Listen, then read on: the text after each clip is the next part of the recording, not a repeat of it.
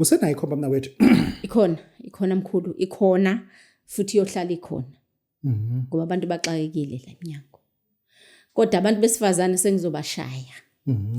Abantu besifazane ufika umuntu ayiyeke into isikhathi eside. Afike sekhala menyembezi. Usehambile ola lonke. Kade uyizwa lento lokuthi hayi ngizoyenza ngoJanuary, ngizoyenza ngoOctober, ngizoyithatha ngoDisemba.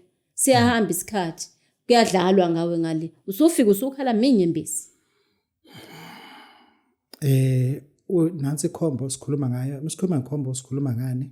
Yini umuntu ayilindele kuwena? Noma uzothola noma yini umthetho ayiyona ke ikhombo le athi kodwa phela kuba bengazithile. Asitholi noma yini kagogo. Uthola lokho okufunayo.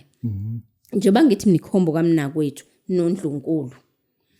Khona iphakathi likaNdlunkulu. uNdlovukazi. Ulo othi kuziwa mina ngedwa njengoNdlunkulu. Yonke into iqala kumina. Mase kuba khona iphakethe likaMnakwenu. Angithi akekho umuntu ofuna umnakwabo bakwethu. Akekho umuntu omdingayo umnakwabo.